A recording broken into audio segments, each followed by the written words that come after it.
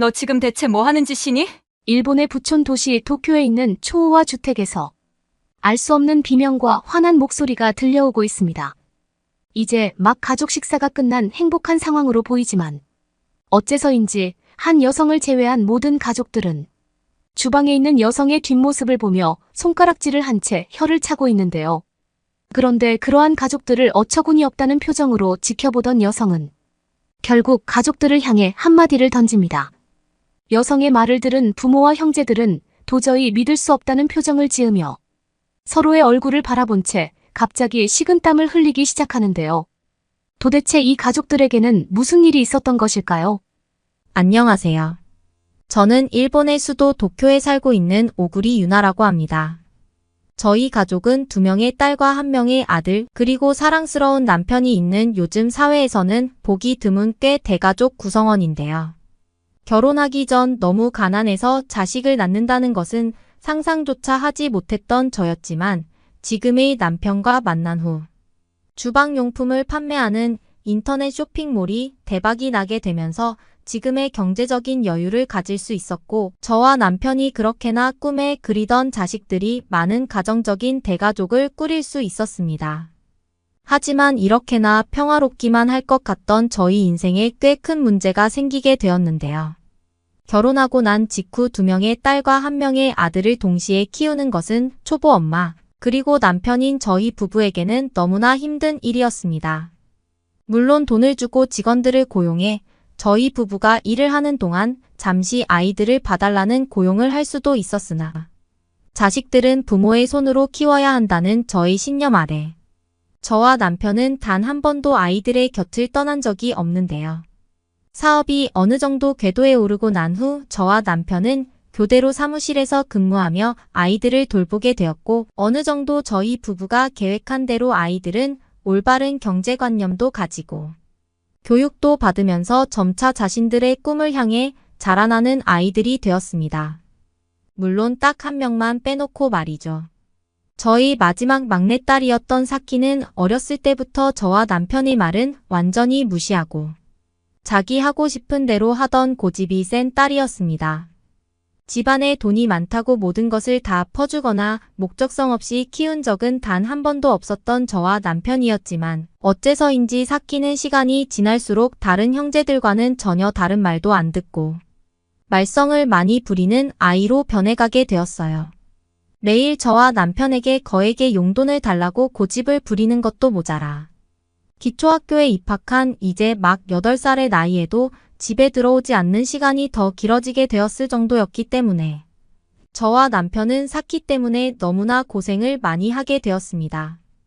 특히 사키는 하나의 일에 집중을 전혀 하지 못했고 공부라고는 치를 떨던 아이였죠.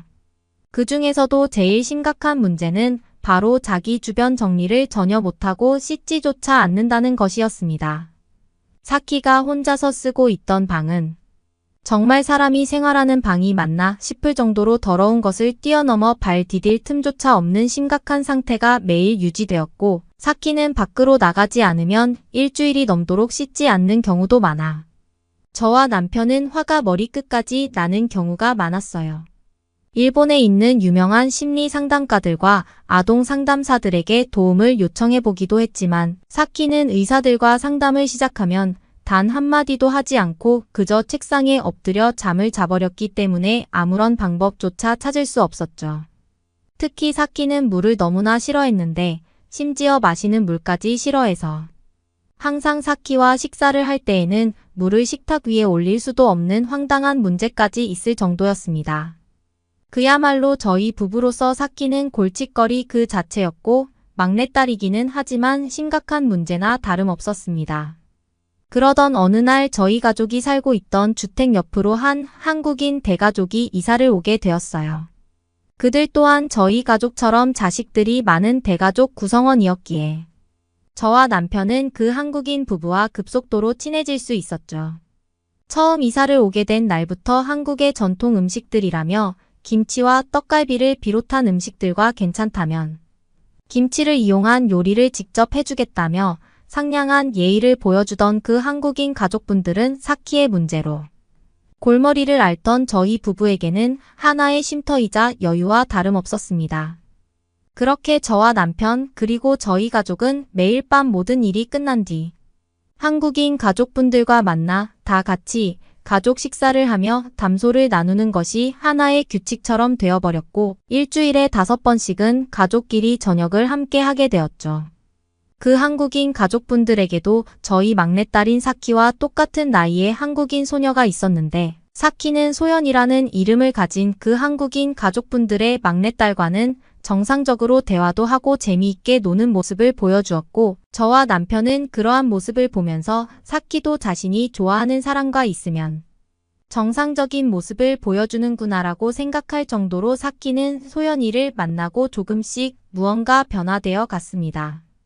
그러던 어느 날 사키와 저희 가족에게는 하나의 큰 사고가 발생하고 말았는데요.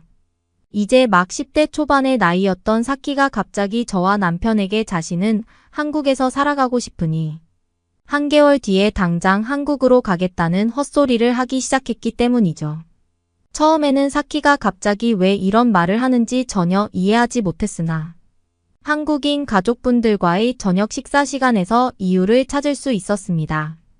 저희 옆집으로 이사를 온 지 1년 정도 밖에 되지 않았던 한국인 가족분들은 한국에서의 사업 때문에 약 10년 정도 한국에 다시 돌아가야 될 것 같다면서 아마 오늘이 저희와의 마지막 저녁 식사라는 말을 건넸기 때문이죠. 한국인 가족분들도 사키의 말을 들었는지 사키가 자신들과 함께 한국으로 가고 싶다는 고집을 부리고 있는데 어떻게 생각하냐는 질문을 하더군요. 기초학교조차 제대로 졸업하지 못한 어린 나이의 사키였기에 저와 남편은 머리를 감싸진 채 사키가 대체 왜 이런 무리한 요구를 하는 것인지 절망에 휩싸여 무엇 하나 부족함 없이 키워줬는데 왜 저럴까라는 억울한 눈물까지 날 정도였습니다. 그런데 저희 부부의 모습을 보던 한국인 부부분들은 사키가 어느 정도 정신과 육체에 다른 또래 아이들과는 조금 부족한 증상이 있는 것을 자신들도 인지하고 있다면서 자신들을 믿기는 힘들겠지만 저희 부부의 허락만 있다면 한국에서 사키와 같은 집에서 지내며 아이의 행동을 조금 고쳐보겠다는 놀라운 제안을 해주시더군요. 처음에는 도저히 안 될 것 같다고 생각했지만 곰곰이 생각해보니 한국인 친구 그리고 한국인 가족분들과 지낼 때에는 정상적인 모습을 보여주던 사키의 모습이 떠올랐고 저는 조금 고민하다가 일주일에 한두 번 정도는 사키가 잘 지내고 있는지 영상통화나 사진을 보내주면 좋겠다는 제안 아래 저는 사키를 그 한국인 가족분들과 함께 한국으로 보내주게 되었습니다. 살면서 단 한 번도 자신이 무언가를 하고 싶다고 말을 해본 적이 없던 사키였기에 저는 그저 사키가 하고 싶다고 하는 것을 막고 싶지 않을 뿐이었고 약 1년 동안 지켜본 한국인 부부분들은 제가 지금까지 만난 그 어떤 가족들보다 현명한 가족이었기 때문에 가능했던 선택이었죠. 약 일주일 뒤 자신이 한국으로 가게 되는 것을 알게 된 사키는 엄마 아빠와 떨어져 지낸다는 사실에는 전혀 개의치 않은지 한국으로 떠나기 일주일 전부터 자신의 한국인 친구 지연이와 매일 붙어 다니며 한국에서 무엇을 할지 계획하는 정말 아이 같은 모습을 보여주더군요. 그렇게 저와 남편은 사키를 한국으로 보내주게 되었습니다. 한국인 가족분들 그리고 자신의 한국인 친구와 함께 한국으로 떠난 사키의 빈자리는 저희 가족에게는 문제 하나 다름없던 골칫덩이였지만 막상 집에 없으니 공허한 느낌이 들면서 저는 매일같이 눈물을 흘리게 되었어요. 하지만 한국인 가족분들은 사키와 한국으로 떠나고 난 직후 매일 밤 사키가 자는 사진을 보내주거나 한국어를 공부하는 사키의 모습을 영상으로 보여주면서 사키는 잘 지내고 있으니 아무런 걱정을 하지 않아도 된다는 따뜻한 말을 매일 밤 건네주었죠. 대학교를 입학할 때까지 한국에서 지내기로 한 사키는 어째서인지 한국의 생활이 잘 맞는지 무려 10년이 넘는 시간을 한국에서 보내게 되었습니다. 사키가 한국으로 떠나고 난 직후 약 1년 동안은 매일 밤 한국인 가족분들에게 사키의 상황에 대해 사진과 영상으로 전달받았으나 1년 정도 신뢰의 시간이 흐르고 난 뒤에는 그저 사키에게 무슨 일이 있을 때에만 사진을 보내달라고 제가 먼저 말씀을 드렸고 한국인 가족분들도 흔쾌히 저의 부탁을 들어주시더군요. 처음에는 막내딸이 없다는 빈자리에 저와 남편은 일조차 제대로 하지 못한 채 불안한 모습을 보이기 일쑤였지만 사키가 한국으로 떠나고 약 4년째부터는 아무런 걱정 없이 편안한 마음으로 일할 수 있었습니다. 시간이 약인 것인지 저와 남편은 사키가 한국에서 10년을 지낼 동안 단 한 번도 찾아가지 않았고 중간중간 사키가 보고 싶던 순간도 있었으나 오직 사키가 한국에서 행복하게 지내기를 바라는 마음에 굳이 찾아가지는 않았죠. 하지만 그렇게나 평화롭던 어느 날 저와 남편이 꽤 규모를 키워오던 주방용품 사업은 약 일주일 만에 전부 주저앉게 되었습니다. 주방용품 사업을 하던 저와 남편의 쇼핑몰은 일본에서 꽤 큰 규모에 속해 안정적인 상황이기는 했지만 하루아침에 발생해버린 경제적 문제 때문에 모든 물류가 정지해버리면서 하루아침에 엄청난 빚더미가 생겨버렸기 때문이죠. 은행에서 대출을 받아 물품을 강제적으로 찾아서 받는다고 해도 한 번에 많이 팔릴 수가 없는 주방용품 쇼핑몰이었기에 상황은 더욱 심각했습니다. 남편과 저는 은행권의 대출을 빌려 가지고 있던 주방용품들이라도 값싼 가격에 판매해 빚을 채워보려고 했지만 상황은 쉽지 않았죠. 약 3개월의 시간 동안 사업을 일으켜보기 위해 고군분투하던 저와 남편은 어쩔 수 없이 10년이 넘도록 진행해오던 주방용품 사업을 완전히 접고 집까지 팔아넘기게 되었습니다. 그런데 삶의 목적을 잃어버린 채 수개월을 방황하던 그때 뜬금없이 사키와 함께 한국에서 지내고 있던 한국인 부부분들에게 영상 전화가 오더군요. 너무나 오랜만에 걸려온 전화였기에 슬픈 모습을 보여주고 싶지 않았고 저는 아무런 감정의 동요 없이 전화를 받고 평범한 대화를 이어나갔습니다. 그런데 한국인 부부분들은 약 일주일 뒤에 사키와 함께 일본으로 돌아가게 되었다면서 그날 같이 10년 만에 가족 식사를 하자는 놀라운 말을 해주셨어요. 갑작스럽게 막내딸인 사키가 돌아온다는 사실에는 너무나 기뻤지만 전보다 집도 작아져 있고 사업도 망해버린 저와 남편은 어떻게 해야 될까 고민을 하게 되었죠. 어쩔 수 없이 급작스럽게 이사를 가게 되었다는 말로 새로운 주소를 알려준 저와 남편은 그날 이후 막내딸인 사키가 돌아오기만을 손꼽아 기다리게 되었습니다. 큰 딸과 둘째 아들도 일본에서 지내고 있기는 했지만 이미 집을 나가서 자신들끼리 독립을 한 지 오래된 시간이었기에 저는 자식들이 너무나 그립더군요. 그렇게 약 일주일 뒤 사키는 전과는 아주 달라진 어엿하고 당당한 멋진 여성의 모습을 하고 저와 남편이 앞에 나타나게 되었습니다. 10년 전에는 그저 말도 안 듣고 어딘가 문제야 갔던 모습의 사키였지만 한국에서 무슨 일이 있었는지 몰라도 표정도 많이 편안해지고 키도 엄청나게 커 있더군요.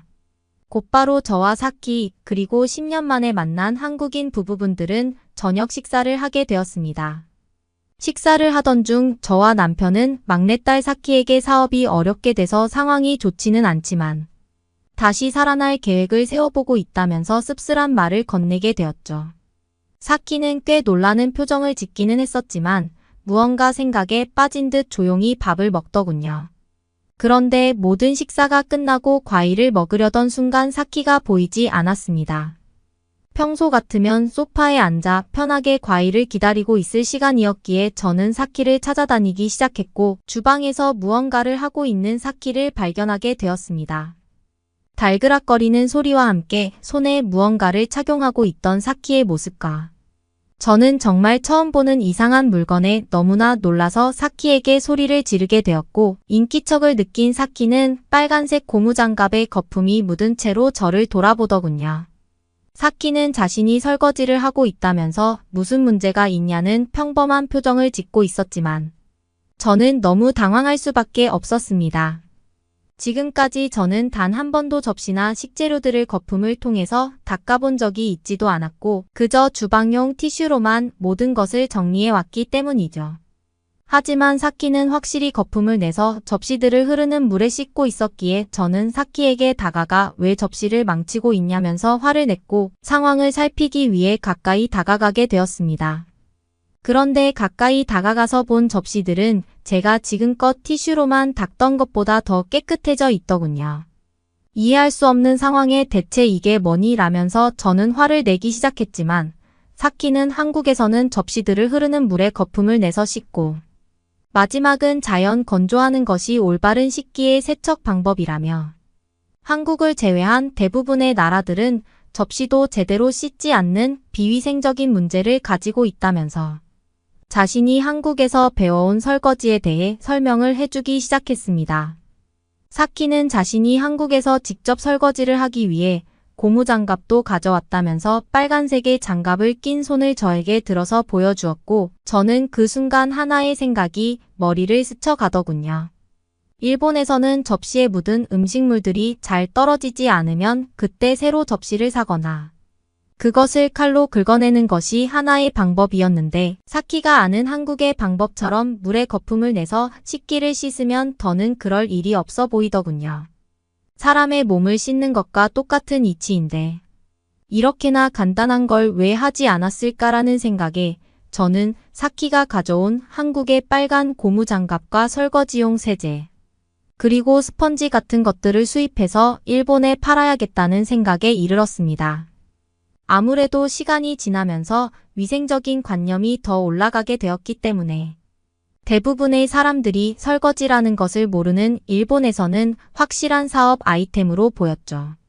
저와 남편은 사키에게 한국식 설거지를 하는 순차적인 방법과 필요한 물품들을 적어달라고 했고 곧바로 아주 작은 사업 자금으로 해당 물건들을 한국에서 조금씩 수입하기 시작했습니다.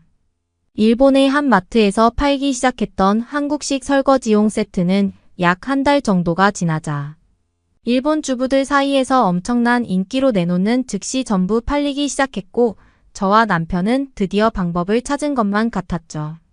해외의 신문물을 통해 사업을 시작하는 아주 단순한 방법이었지만 한국인들의 똑똑한 지혜가 더해지니 그러한 방법을 모르던 일본 주부들 사이에서는 한국식 식기, 세척 방법이라며 설거지가 하나의 유행처럼 번져나가게 되었습니다. 빚더미에 묻혀 신용불량자가 되기 직전이던 저와 남편은 기적적으로 살아날 수 있었고 한국이라는 나라가 존재한다는 사실과 그런 한국에서 10년 동안 한국인들의 생활 방식 그리고 지혜를 배워온 사키에게 너무나 감사한 마음이 들더군요.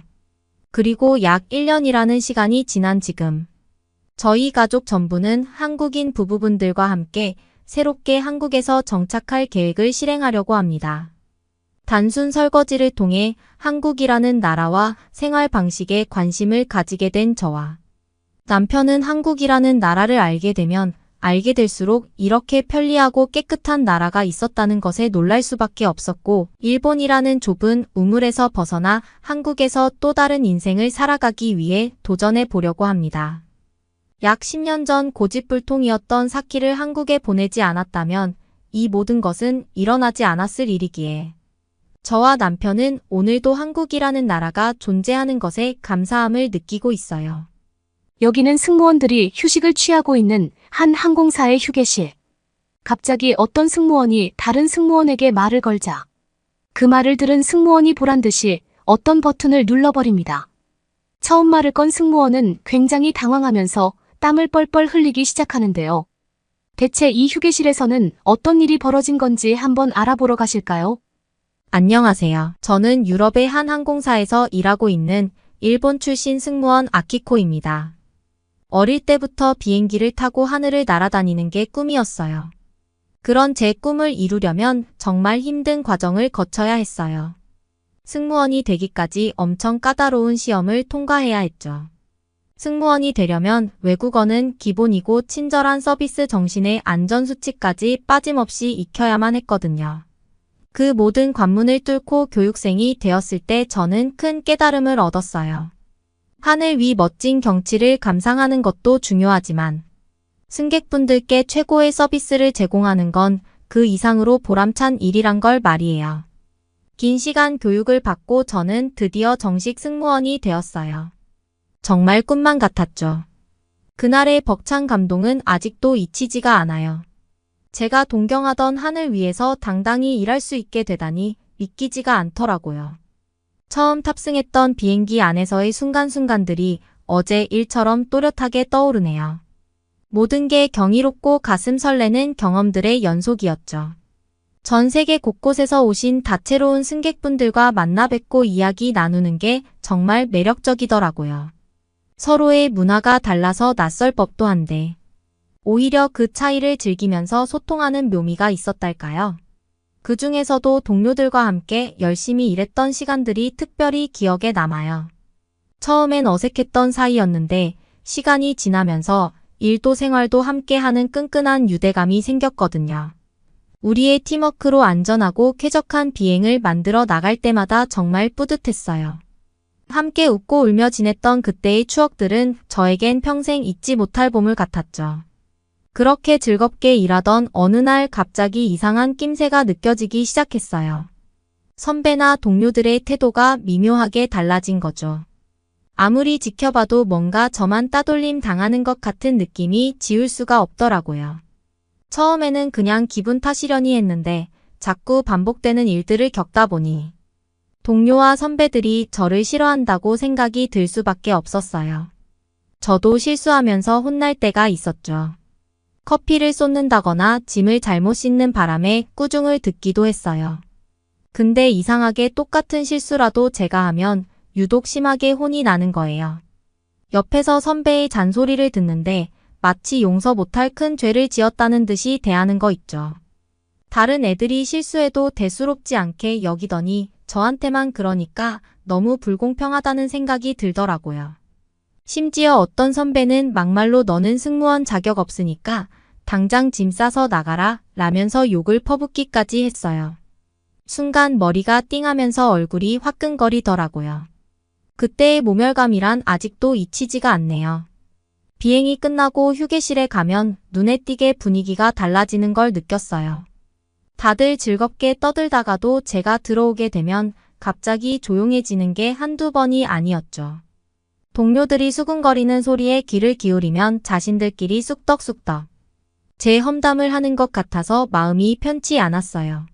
소외감에 괴로워하면서도 그 자리를 피할 수가 없으니 얼마나 속상했던지 몰라요. 더 견딜 수 없었던 건 외모 비하 발언이었어요. 너는 살 좀 빼야겠다. 눈이 왜 그렇게 커와 같은 못된 지적을 심심찮게 들어야만 했죠.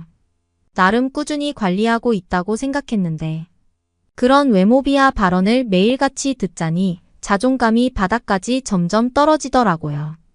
결국 어느 날은 돼지처럼 뚱뚱해서 승객들이 불편해한다는 모욕까지 당하고 나서 화장실에 틀어박혀 한참을 울었던 기억이 나요.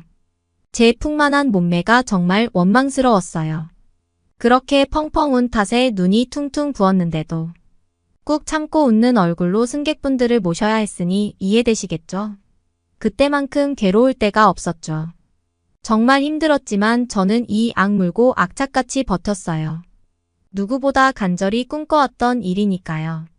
승객분들께 양질의 서비스를 제공하겠다는 마음 하나로 이를 악물고 견뎌냈죠.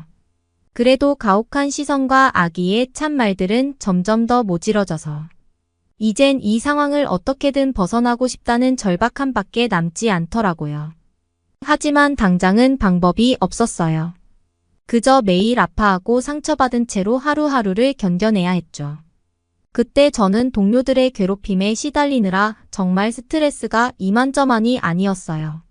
업무에 집중하기도 힘들 정도로 마음이 무거웠죠. 그런데 어느 날 회사 공지사항을 보니까 깜짝 놀랄 소식이 있더라고요. 우리 항공사에서 한국 직항 노선을 신설한다는 거 아니겠어요? 그것 때문에 새로운 팀도 꾸린다고 하더라고요. 저는 솔직히 반신반의했어요. 익숙한 팀에서 낯선 팀으로 간다는 게 마냥 내키지는 않았거든요. 하지만 새로운 분위기에서 새 출발을 하면 어떨까 하는 생각이 들기도 했어요. 혹시 이번 기회에 그동안의 왕따에서 벗어날 수 있지 않을까 싶은 생각 말이에요. 그런 희망 반 우려 반의 심정으로 대기 발령 명단을 살펴봤죠. 결과는 제 예상대로였어요. 제 이름이 항공노선 승무원 명단에 당당히 올라와 있더라고요. 처음에는 내심 긴장되면서도 새로운 환경에 대한 설렘이 피어올랐어요. 익숙한 팀에서 이탈하는 게 쉽지는 않겠지만 적어도 괴롭힘의 굴레에서 벗어날 수 있으리란 희망이 생겼달까요? 그렇게 마음을 다잡고 새 팀에 합류했죠. 처음에는 팀원들의 생소한 얼굴에 어색함을 느꼈어요. 하지만 시간이 지나면서 서로를 알아가게 되면 분위기가 나아질 거라 기대했죠. 하지만 새로운 환경에서 왕따의 악몽에서 벗어날 수 있으리라 기대했던 제 희망은 산산이 부서지고 말았어요. 알고 보니 한국 직항노선팀에도 저를 괴롭히던 동료와 선배들의 인맥이 좌르르 깔려 있었던 거예요. 분명 낯선 얼굴들인데 이상하게 저만 쳐다보며 수근거리는 게 느껴지더라고요. 그래도 새 팀의 희망이 아주 없었던 건 아니에요. 그 중에는 지윤이라는 친구가 있었거든요. 걔는 제가 전에 있던 팀 사람들하고 전혀 관계가 없어 보였어요. 낯선 팀에 적응하는데 많은 도움을 주려고 노력하는 모습이 정말 고마웠죠. 옆자리에 앉아서 항상 제게 따뜻한 미소를 보내주곤 했답니다. 하지만 지윤이와는 상관없이 시간이 흐를수록 예전의 괴롭힘이 재현되는 걸 느꼈어요. 여전히 저만 혼내고 저만 무시하고 정말 지긋지긋한 패턴이 반복되더라고요. 심지어 그 정도가 갈수록 심해지는 걸 알 수 있었어요. 얼마 전에는 해외 일정이 잡혀서 현지 호텔에서 묵게 됐는데 하필 같이 방을 쓰게 된 사람이 저를 괴롭히는 동료였어요. 침대 배정부터 시작해서 사사건건 시비를 걸더니 급기야 제가 누워있던 침대에서 나가라는 거예요. 분명 합의해서 정한 건데 갑자기 마음이 바뀌었다면서 저보고 당장 꺼지라고 하더라고요. 너는 말한 지가 몇 분이나 지났다고 벌써 까먹는 거냐. 머리가 나쁜 거냐라며 억지를 부리는데 진절머리가 났어요. 이불 위에 웅크리고 앉아서 오열하고 싶은 걸 겨우 참았어요. 벌떡 일어나서 화장실로 뛰어들어가 한참을 펑펑 울었죠. 거울 속에 비친 제 얼굴이 너무 초라해 보였어요. 저는 그 자리에서 한없이 작아지는 기분이었답니다. 동료들의 괴롭힘은 시간이 지날수록 교묘해져 갔어요. 처음에는 뒤에서 수근거리는 소리에 그쳤는데 나중에는 대놓고 면전에서 모욕을 주더라고요. 매번 그런 일을 겪을 때마다 숨이 턱 막히고 머리가 핑핑 도는 느낌이었어요. 회사에 출근하는 게 너무 두려워졌죠. 한국행 비행기에는 아직 오르기도 전인데 벌써부터 가슴이 철렁 내려앉는 기분이랄까요? 언제 또 무슨 일을 당할지 몰라 늘 불안하고 초조했답니다. 그렇게 시달리다 보니 제 자신이 한없이 초라해지고 보잘것없어 보였어요. 전에는 당당하고 씩씩했던 제가 어디로 간 건지 눈에 띄게 움츠려 들고 자신감을 잃어갔죠. 소심하고 나약해 보여서 스스로가 실망스럽더라고요. 그렇게 우울한 나날을 보내고 있을 때 저에겐 한 줄기 희망 같은 존재가 있었어요. 바로 지윤이었죠. 지윤이는 다른 동료들과 달리 전혀 왕따에 동참하지 않더라고요. 오히려 괴롭힘을 당하는 저를 옆에서 묵묵히 지켜봐주고 힘든 날엔 다정하게 위로해주곤 했죠. 승무원들이 제 외모를 비하하거나 업무 능력을 폄하할 때마다 지윤이가 대신 목소리를 내주는 거예요. 왜 아키코 씨 외모 가지고 그러세요?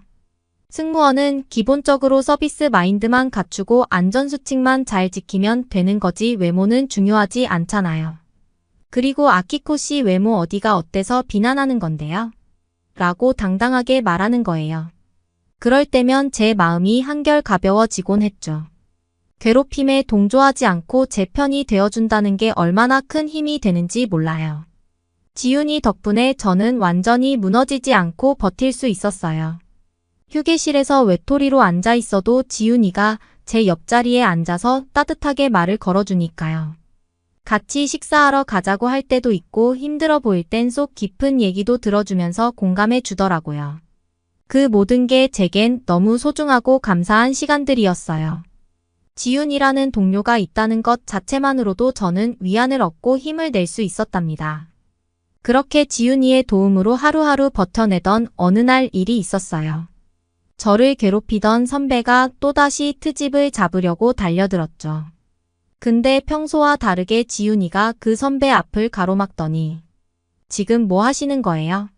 왜 아키코 씨한테만 그러세요? 다른 승무원들 실수할 땐 그렇게 눈 감아주면서 너무한 거 아니에요 하고 대놓고 따졌어요. 순간 휴게실이 조용해지더니 선배는 얼굴이 빨개진 채로 할 말을 잃었죠.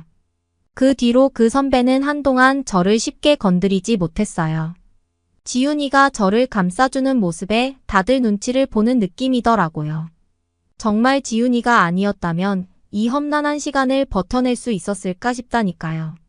시간이 흘러 우여곡절 끝에 드디어 첫 한국행 비행이 시작되었어요. 처음 한국으로 출장을 간다는 사실에 설레면서도 또 저를 따돌리는 승무원들 때문에 어떤 힘든 일이 생기게 될지 내심 걱정도 되더라고요. 그래도 낯선 곳에서의 업무라는 설렘이 더 컸어요. 비행기에서 내려 한국 공항에 첫 발을 내디뎠을 때 그 느낌이 아직도 생생해요. 우선 한국 공항의 규모와 첨단 시설에 압도되었죠.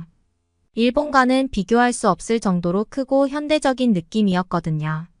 그리고 한국에 도착한 뒤 스케줄 때문에 며칠 머물게 되었는데 그게 또 저에겐 큰 기회가 되었어요. 숙소에서 짐을 풀고 쉬고 있는데 지훈이가 불쑥 제 방문을 두드리더니 같이 서울 구경을 가보자고 하는 거예요. 서울이 처음인 저로서는 망설일 이유가 없었죠. 게다가 지훈이 같은 든든한 가이드가 있으니 더할 나위 없이 좋았어요. 그렇게 지훈이와 함께 서울 나들이를 가기로 했어요. 지훈이가 우선 지하철을 타고 광장시장에 가보자고 제안하더라고요. 서울의 도심을 관통하는 대중교통이 궁금하기도 했고 광장시장이 먹거리 천국이라고 해서 기대가 되기도 했죠. 막상 지하철에 올라타고 보니까 정말 놀라웠어요. 일단 차체가 엄청나게 길더라고요. 일본 지하철의 2배쯤 되는 길이었을 거예요. 그러면서도 엄청 깨끗하고 쾌적한 데다 냉방이 빵빵해서 더위 걱정은 없었죠. 게다가 안에 노약자석이라는 자리가 따로 있는데 자리에 앉은 어르신들 외에 다른 사람들은 아무도 앉지 않는 거예요. 노인 공경 정신이 남달라 보였죠. 일본에선 좀처럼 볼 수 없는 광경이라 신기하기도 하고 한편으론 되게 감동적이더라고요. 특히 안내 방송도 인상 깊었어요. 다음 정거장마다 알려주는 건 기본이고 문 열리는 쪽까지 정확히 알려주니 처음 와본 사람도 전혀 헷갈릴 일이 없겠더라고요. 요금도 어마어마하게 싼 데다가 노선도에서 보니까 어디든 한 번에 갈 수 있게 쭉 연결되어 있었어요. 서울 시민이 되고 싶다는 생각까지 들 정도였다니까요.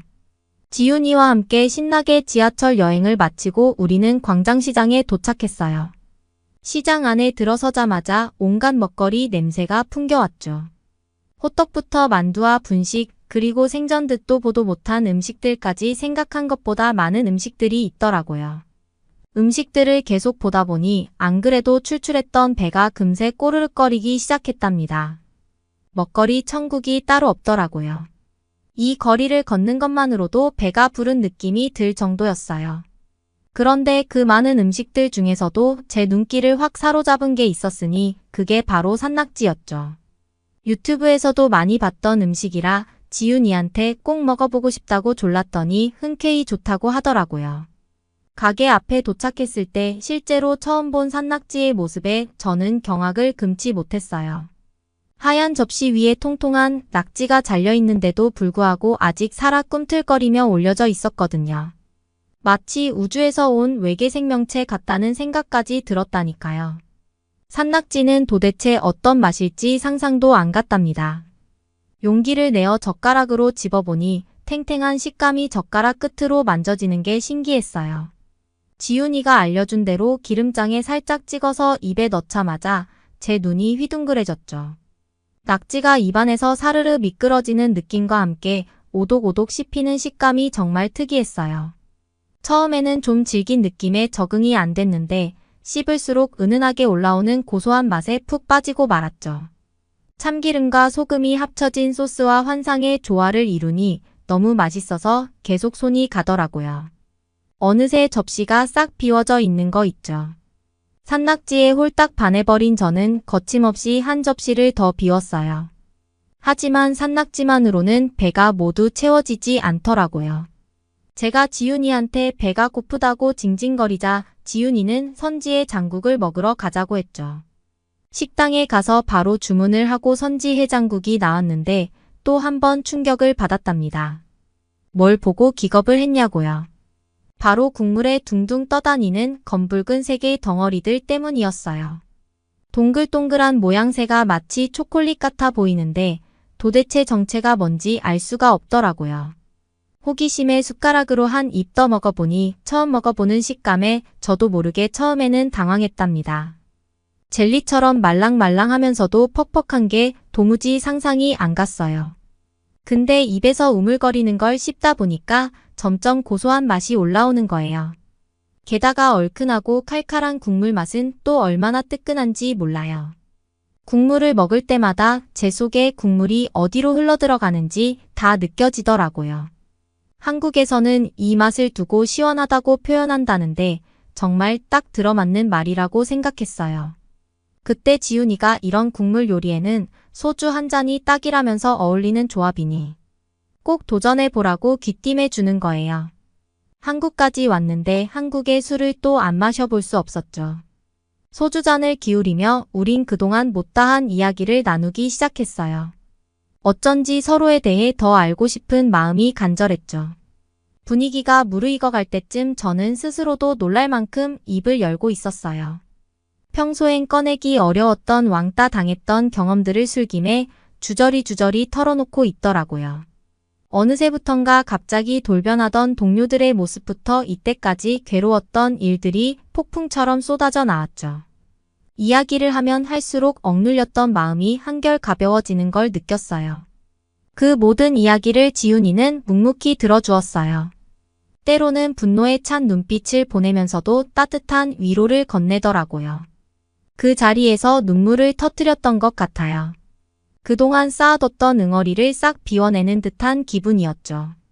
지훈이가 고개를 끄덕이면서 공감해주는 게 저한테는 큰 위로가 되더라고요. 제 얘기가 끝나자마자 지훈이는 자신의 이야기를 해줬는데 저는 깜짝 놀라지 않을 수가 없었어요. 알고 보니 지훈이도 예전에 중국 항공사에서 일할 때 왕따를 당했다더라고요. 진급 시험 때문에 선배가 외국어 책 번역을 지훈이에게 전부 시켰다는 거 아니겠어요. 지훈이는 번역을 절대 할 수 없다고 했고 그것 때문에 선배 눈밖에 나서 인사평가에서 점수를 일부러 깎였다고 하더라고요. 하지만 지훈이는 거기서 당하지만 않고 바로 팀장한테 가서 당한 일을 말했대요. 그렇게 그 선배가 결국 정직 처분을 받았다는 거예요. 덕분에 지훈이는 왕따에서 벗어날 수 있었다고 하더라고요. 제 얘기를 들어주고 자기 경험까지 나눠준 지훈이가 너무 고마웠어요. 그렇게 서로 위로해주고 나니까 마음이 한결 편해지는 걸 느꼈죠. 지훈이는 앞으로 힘든 일 있으면 언제든 자기한테 기대라고 하더라고요. 정말 듬직한 친구를 얻은 기분이었죠. 그 뒤로도 왕따는 좀처럼 사라지지 않았지만 지훈이 말을 듣고 난 후로는 좀 달라졌어요. 이제는 개의치 않기로 했거든요. 오히려 당당하게 할 말은 하자는 마음가짐으로 바뀌더라고요. 그러다가 문득 지훈이가 왕따를 극복했던 방법이 떠오르는 거예요. 그래서 저도 녹음기를 들고 다니면서 언어폭력 증거를 수집하기 시작했죠. 주변에서 대놓고 저를 괴롭힐 때마다 계속 녹음해뒀어요. 그렇게 증거를 모으고 있던 어느 날 제 왕따의 주범이었던 선배가 또 저한테 트집을 잡더라고요. 지겹게 외모 지적을 하는데 이때다 싶어서 모아둔 녹음 파일을 딱 들려줬죠. 그러면서 한 번만 더 그러시면 팀장님께 가져갈 거예요 라고 엄포를 놨어요. 선배는 깜짝 놀랐는지 그 뒤로는 입도 뻥끗 못하는 거 있죠. 놀랍게도 진짜 그 이후로는 아무도 저를 건드리지 않았어요. 속이 다 후련하더라고요. 그렇게 녹음 파일로 선배를 꼼짝 못하게 하고 나서 신기한 일이 벌어졌어요. 저를 괴롭히던 몇몇 승무원들이 와서는 미안하다고 사과하면서 사실은 다른 사람들이 왕따를 하길래 그냥 따라했다는 거예요. 아니 자기들은 잘못이 없다는 듯이 남 탓을 하는데 정말 어처구니가 없더라고요. 저는 거기서 봐주고만 있지 않고 마찬가지로 한 번만 더 저한테 불쾌한 언행이나 행동을 하면 똑같이 상부에 보고드린다고 말을 했죠. 그 뒤로는 저를 건들기는커녕 제 주변으로 다니지도 않더라고요. 저는 이 일이 있은 뒤로는 한국 항공사에 도전하고 싶은 마음이 커졌어요. 아무래도 지훈이의 영향이 컸었죠. 지훈이 같이 정이 많은 한국 사람들이랑은 함께 일을 하면 너무 재미있을 것 같았거든요. 한국 항공사에 합격하게 되면 맛있는 걸 많이 먹고 다니고 싶은데 추천해 주실 음식이 있을까요? 그러면 다음 사연으로 넘어가겠습니다. 아니, 한국인들은 익히지도 않은 날 것을 그대로 먹는단 말이야. 여기 한국에 여행을 온 프랑스 여성이 있습니다. 그녀는 처음으로 한국 시장을 구경하러 왔다가 음식들을 보더니 기겁하는 표정을 짓는데요. 과연 이 여성이 어떤 장면을 보고 이런 반응을 보이게 된 건지 한번 알아보러 가실까요? 안녕하세요. 저는 프랑스 파리에 살고 있는 미르라고 합니다. 얼마 전 저는 태어나서 처음으로 한국으로 여행을 하러 가게 되었는데요. 이때 한국인 친구와 함께 잊지 못할 경험을 하게 돼서 이렇게 메일을 작성하게 되었습니다. 제가 한국이라는 나라를 처음 알게 된 계기는 한식 때문이었어요. 한국 음식들이 세계적으로 인기를 끌기 시작하면서 제가 살고 있는 프랑스에도 한국 음식점들이 꽤나 많이 생겨나게 되었거든요. 처음 생겼을 때 사실 저는 시큰둥한 편이었어요. 저는 아시아 음식을 즐겨 먹는 편인데도 일식과 중식은 평소에도 많이 먹어서 익숙했지만 한식은 굉장히 낯설었거든요. 근데 어느 날 갑자기 제 친구가 파리에 새로 생긴 식당 중에 정말 맛있는 식당을 알게 되었다면서 저를 이조 식당이라는 한식당에 데려가는 거 아니겠어요? 처음에 저는 일식이나 중식도 아니고 굳이 한식을 뭐 하러 먹으러 가냐면서 거절했지만 친구가 하도 맛있다고 한 번만 먹어보자고 하길래 하는 수 없이 태어나서 처음으로 한식을 먹어보기로 했죠. 실제로 가보니 제가 생각했던 것보다 메뉴가 정말 많더라고요. 그래서 어떤 음식을 먹어야 할지 고민이 되었던 저는 인터넷에 한식을 검색해봤죠. 그랬더니 대표적인 음식이 불고기와 김치찌개라고 나오길래 저와 친구는 불고기와 김치찌개를 시켰어요. 근데 다른 식당에서는 볼 수 없었던 한식당만의 특이했던 점이 하나 있었어요. 분명히 제가 주문한 음식은 2가지뿐이었는데 그 외에 나오는 다른 음식들이 훨씬 더 많은 거 있죠. 게다가 셀프바라는 곳에서 추가로 나오는 이 음식들을 먹고 싶은 만큼 퍼갈 수 있다는 거 아니겠어요. 알고 보니 이건 한국어로 밑반찬이라고 불리고 있고 한국에 있는 식당에서는 음식을 먹으면 보통 반찬들이 3, 4개 이상 나온다고 하더라고요. 정말 놀라웠죠. 보통 프랑스에 있는 식당에 가면 주문한 메뉴만 나오기 마련이거든요. 한 15분 정도 기다리니까 불고기라는 메뉴가 먼저 나오길래 불고기를 먼저 먹어봤어요. 고기 자체도 연하고 양념도 달달하니 정말 맛있어서 놀라고 말았답니다. 한식당을 추천했던 친구가 제게 밥이랑 같이 불고기를 비벼 먹으면 더 맛있다고 추천하길래 친구 말대로 비벼 먹어봤는데 식감이 정말 촉촉하고 부드럽다 보니 밥이 술술 넘어가더라고요. 그래서 결국 밥 한 그릇을 더 시켜서 먹었죠. 한식이 맛있을 줄 몰랐는데 이제라도 알아서 너무나 다행인 거 있죠. 최근에 먹었던 음식들 중 가장 맛있었고 이렇게까지 음식을 많이 먹은 것도 처음이었어요. 정신없이 불고기를 먹고 있다 보니 주문했던 김치찌개라는 음식도 나왔는데 고기랑 두부가 엄청 많이 들어가 있더라고요. 양이 얼마나 많은지 숟가락으로 아무리 떠먹어도 양이 줄지 않는 거 있죠. 양만 많은 게 아니라 굉장히 입맛을 돋구는 맛이더라고요. 기본적으로 국물 자체가 매운 편이었지만 새콤하면서도 따끈해서 속이 화해지는 느낌이 드는 게 굉장히 특이했죠. 이때부터 저는 한식에 빠지게 되었고 그때 갔던 그 한식당에 다시 가서 가게에 있는 메뉴를 하나씩 다 골라 먹어봤답니다. 그렇게 한식을 통해서 한국에 관심을 가지게 된 저는 한국인 친구를 사귀고 싶다는 생각이 들더라고요. 마침 언어 교환을 하면서 외국인 친구를 사귈 수 있는 앱이 있길래 그 앱을 통해 처음으로 한국인 친구 혜린이를 만나게 되었어요. 아무래도 프랑스와 한국 간의 시차가 몇 시간이나 있어서 같은 프랑스에 있는 친구만큼 바로바로 연락을 주고받을 수는 없었지만 그래도 저희 둘은 꽤나 성격이 잘 맞았고 그 덕분에 거의 반년 동안 꾸준하게 연락을 했답니다. 특히 둘 다 직장인이라는 공통점이 있어서 더 말이 잘 통했던 것 같아요.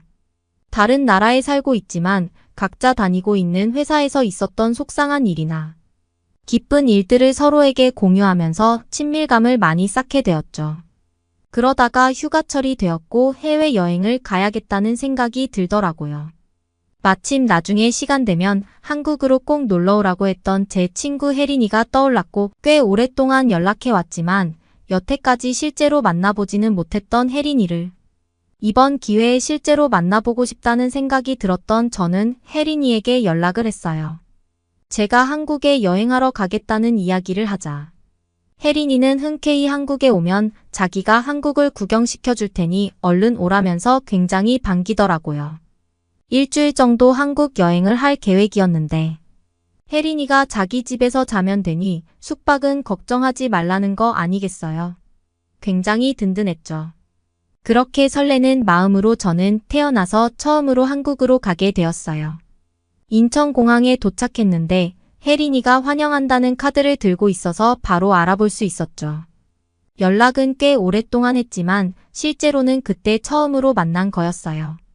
한국까지 오기 위해서 10시간이 넘게 비행기를 탔는데 처음 만난 저를 그렇게 환영해준 혜린이 덕분에 정말 큰 힘이 나는 거 있죠. 한국에 오길 잘했다는 생각이 들었답니다. 그렇게 혜린이와 함께 혜린이가 살고 있는 집에 갔는데 도착한 저는 깜짝 놀랄 수밖에 없었어요. 아무렇지도 않게 열쇠가 아니라 비밀번호를 입력해서 문을 여는 게 아니겠어요. 이걸 도어락이라고 부르더라고요. 프랑스에는 번호키를 사용하는 집이 없어요. 모든 집이 열쇠를 사용하고 있죠. 프랑스 사람들은 열쇠를 행운의 상징으로 여겨서 굉장히 좋아하다 보니 이런 체계를 바꿀 생각을 하고 있지 않아요. 어떻게 보면 굉장히 불편한 방식인데 말이죠. 한국에서는 보통 열쇠가 있더라도 한 개 정도 들고 다니거나 그마저도 요즘은 거의 번호키로 바뀌어서 열쇠를 들고 다닐 일이 없는 걸로 알고 있어요. 하지만 제가 살고 있는 프랑스에서는 집에 한번 들어가려고 하면 기본적으로 3개의 열쇠가 필요하죠. 집에 한번 들어가는데 왜 열쇠가 3개씩이나 필요하냐고요? 저희 집을 한번 예로 들어볼게요. 저희 집은 5층짜리 작은 아파트에 있는데 그중 저는 1층에 살고 있어요. 한국에 있는 빌라 같은 구조를 가진 주택이라고 보시면 될 것 같네요. 근데 건물 입구에 도로에 가장 인접한 문이 있고 여길 우선 열쇠로 열고 들어가야 해요. 그렇게 들어가면 건물 입구에 있는 문을 또 열쇠로 열고 들어가야 하죠. 그 문을 지나면 실내로 들어갈 수 있는 현관문이 나오는데 여기서도 열쇠를 사용해야 해요. 그렇게 실내로 들어가면 집에 들어갈 수 있는 현관문이 나타나고 여기서 역시 열쇠를 사용해야 해요. 그렇게 3번 연속으로 열쇠로 문을 열고 나서야 비로소 집으로 들어갈 수 있는 거죠. 열쇠를 여러 개 갖고 다니는 것도 정말 불편한데 이 열쇠를 가방에 넣고 다니면 정말 잃어버리기 쉬워요. 제가 살고 있는 프랑스는 소매치기가 워낙 극성이다 보니 열쇠를 도둑 맞기라도 하는 날에는 정말 끔찍하답니다. 제가 워낙 물건을 잘 잃어버리는 편이기도 해서 열쇠도 잃어버리는 바람에 집에 문 열고 들어가기 위해 몇 번이나 열쇠공을 불렀는지 몰라요. 비용이 10,000원 정도 들면 그냥 웃으면서 지나갈 수도 있겠지만 열쇠 한 번 잃어버려서 열쇠공을 부르면 못해도 15만 원 정도는 기본으로 들어가니 돈이 정말 너무 아깝죠. 게다가 한국처럼 도어락이 달려있는 것도 아닌데 밖에서 문을 닫게 되면 자동으로 문이 잠겨버리는 방식이다 보니 열쇠를 들고 나오지 않으면 꼼짝없이 밖에서 고생해야 하죠. 그리고 열쇠를 가방에 넣으면 화장품이나 휴대폰에 스크래치를 엄청 많이 내서 정말 불편한 점이 이만저만이 아니라니까요. 게다가 프랑스는 열쇠를 문을 여는 방식도 어려운 편이에요. 완전히 수동문이다 보니 열쇠를 한번 돌렸을 때 열리는 게 아니고 돌리고 또 돌려야 해요.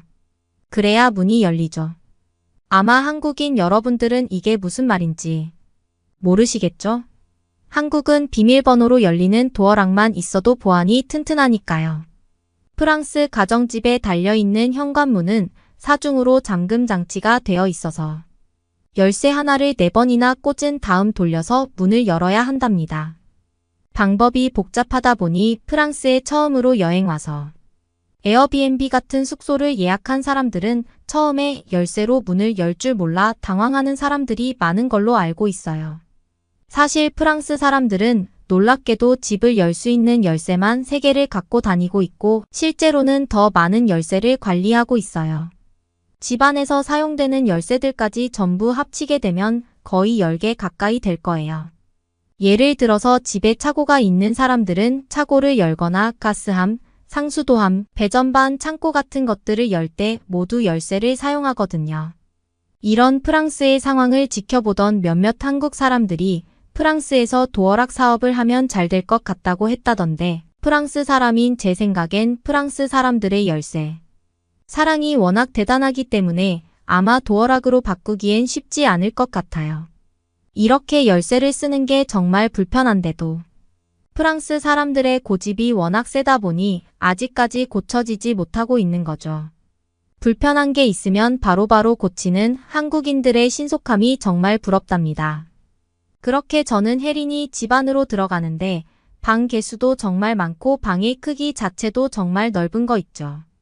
인테리어도 흰색과 베이지 톤이 잘 어우러져 있어서 깔끔했고 그 덕분에 안 그래도 넓은 집이 더 넓어 보이는 효과가 있더라고요. 혜린이 집에 있는 화장실에 들어가 본 저는 깜짝 놀랄 수밖에 없었어요. 아니 무슨 화장실이 호텔 화장실처럼 넓은 거 아니겠어요? 제가 살고 있는 집은 화장실이 엄청나게 좁거든요. 어느 정도로 좁냐면 변기에 앉으면 샤워부스의 벽이 닿을 정도예요. 굉장히 답답하죠. 게다가 샤워실에 있는 물도 잘 빠지지 않다 보니 굉장히 미끄러워서 위험하죠. 세면대 크기도 엄청 작아서 세수만 하더라도 바닥에 물이 흥건한데 혜린이네 집에 있는 세면대 크기는 물이 넘치는 일이 없을 만큼 크기가 충분하더라고요. 그렇게 화장실에서 볼일을 보고 나오니 혜린이가 심심하면 저보고 TV를 보고 있으라고 하더라고요. 한국 브랜드의 TV였는데 TV를 켜자 화질이 엄청나게 좋은 거 아니겠어요? 혜린이가 TV로 유튜브를 바로 실행시켜서 노래를 틀어줬는데 스피커가 좋아서 음향도 엄청 빵빵하다 보니 이 정도면 영화관을 굳이 갈 필요가 없겠다는 생각이 들더라고요. 제가 살고 있는 집에 있는 TV는 고화질이 아니다 보니 그냥 TV가 나오는데 의미가 있는 수준인데 정말 비교되더라고요. 한국의 기술력이 얼마나 뛰어난지 알 수 있었죠. 게다가 집안 곳곳에 수납 공간이 자연스럽게 잘 숨어 있다 보니 짐들을 보이지 않게 깔끔하게 정리할 수 있겠더라고요. 이런 세심한 인테리어를 보다 보니 정말 놀라웠답니다. 왜 프랑스에서는 집을 이렇게 짓지 않는 건지 이해가 안 될 정도였어요. 사실 처음에 혜린이가 아파트에 산다고 하길래 그렇게 기대하지 않았는데 똑같은 아파트인데도 프랑스에서 제가 살고 있는 아파트랑 너무나 비교가 되었죠. 제가 살고 있는 아파트는 어떻길래 이렇게 감탄하냐고요. 우선 저희 집은 사방이 벽으로 막혀 있다 보니 집 안에 있으면 굉장히 답답한 편이에요. 발코니랑 연결된 부엌 창문이 있는데 거기에 있는 창문이 집에 있는 유일한 창문이죠. 부엌에만 창문이 달려 있으면 굉장히 불편한 이유가 환기를 시키려고 창문을 열면 음식 냄새가 같이 들어오거든요. 게다가 저희 집이 1층에 있다고 했잖아요. 창문을 열면 하루살이나 날파리 같은 벌레들이 얼마나 많이 들어오는지 몰라요. 창문을 연다고 해서 환기가 잘 되는 것도 아닌데 환풍기도 따로 달려있지 않죠. 집안도 답답한 편인데 창문 밖을 바라봤을 때에도 사방에 있는 건물들 때문에 막혀 있다 보니 해가 잘 들어오지 않아서 굉장히 습해요. 그래서 항상 침대 시트가 눅눅하고 침대에 눕게 되면 젖은 이불 안에 들어가는 느낌이 들어서 얼마나 꿉꿉한지 몰라요. 제가 1층에 살아서 그런 걸 수도 있는데 하수구 냄새가 구멍마다 올라와서 악취는 또 얼마나 심한지 코로 숨을 쉬기 힘들 때도 있다니까요. 혜린이가 살고 있는 집을 보고 제가 살고 있는 아파트를 떠올려 보니 정말 한숨만 나오는 수준이었죠. 혹시나 혜린이가 프랑스에 놀러 오게 되면 어떡하지 우리 집과 너무 비교되는 게 아닐까 하는 생각이 들었답니다. 그렇게 놀라움의 연속이었던 혜린이 집에서 푹 쉬고 저희 둘은 광장시장에 가기로 했어요. 왜 광장시장에 가기로 했냐고요? 제가 한국 음식에 빠졌었다고 했잖아요. 그래서 한국 여행 가면 꼭 먹어야 하는 한국 음식을 검색하다 보니 종로에 있는 광장시장이 세계에서 가장 핫한 관광지라는 얘기가 있더라고요.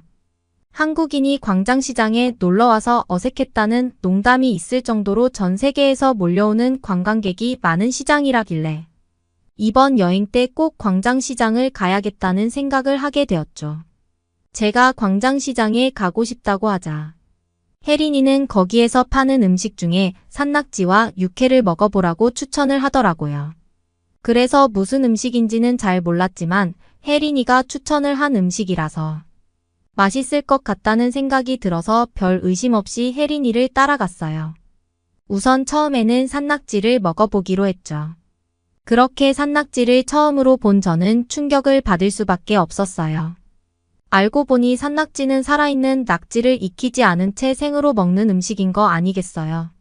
참기름이라고 하는 고소한 향이 나는 기름이랑 소금을 섞은 양념에 찍어서 먹는 음식이었죠. 전 산낙지를 보자마자 기겁을 했어요. 왜냐하면 산낙지가 잘게 잘려서 나왔는데도 꿈틀꿈틀거리면서 그릇 밖으로 계속 나가려고 하더라고요. 저런 꿈틀거리는 걸 입안에 넣는다는 건 제가 사는 프랑스에서는 정말 상상도 할 수 없는 일이었죠. 그런데 혜린이가 아무렇지 않게 너무나도 맛있게 그 꿈틀거리는 산낙지를 먹더라고요.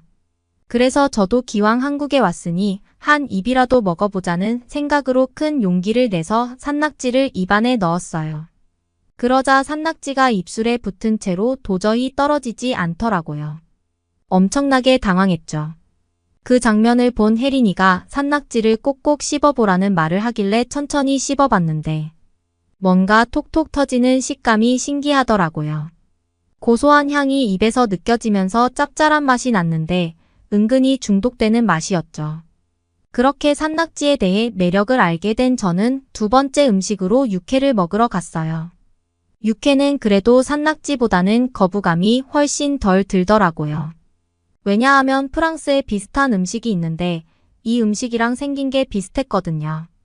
프랑스에서도 익히지 않은 날것의 음식을 먹을 때가 있어요. 예를 들어서 익히지 않은 소고기를 얇게 썰어서 올리브 오일과 레몬즙을 뿌린 다음 소금으로 간을 해서 먹는 음식이 있죠.